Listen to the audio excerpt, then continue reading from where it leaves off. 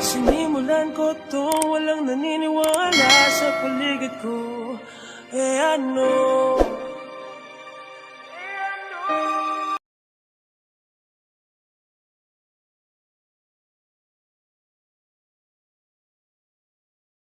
Yan, meron kaming ginagawa dito. Hindi ano kasi, hindi binabasa sa scanner namin. Itong Toyota BB. Yan, ang ginawa ko, yan, makita pala. Yan,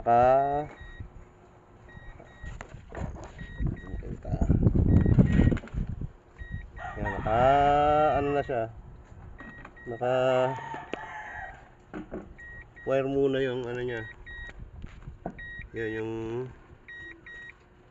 OBD para ma-scan ng manually.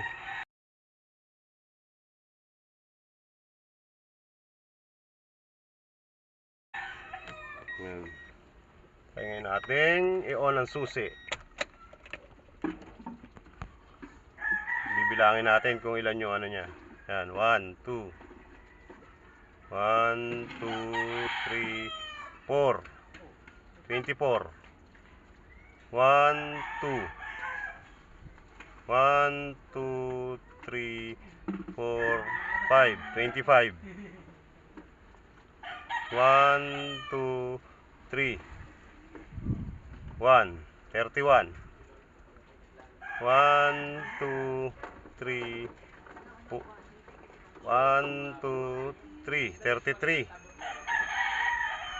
1, 2, 3, 4 1 41. Yan ang trouble code nya. Yan, umulit na lang. I-check ngayon natin doon sa aking sa talaan kung ano ba yung mga trouble code na yon. Kung ano yung mga lumabas sa trouble code na yon. Yan. Yung 24, ayan. Intake air temperature sensor. Open circuit wiring. Yan. Tapos naman, yung sumunod, 25. Yan ang lumabas. Yan, weak mixture wiring, air leak, ignition system. Sumunod, yan, 31. Ay mag-focus. Gagawa ka rin car?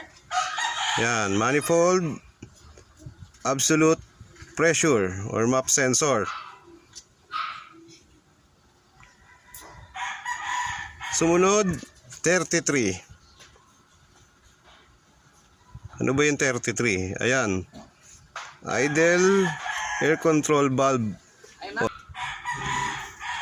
Next, 41.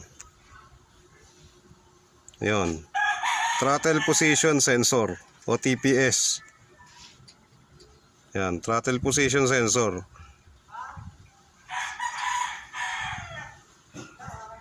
Yan ang mga trouble code niya. Ayun, nakita namin kasi ito. Sira yung ano niya, yung map sensor, tsaka yung IACB. Titingnan muna natin pag napalitan natin ng IACB at tsaka map sensor kung okay na, hindi na lalabas yung iba pang trouble code. Yan, update ko na lang kayo kung anong mangyayari. Meanwhile,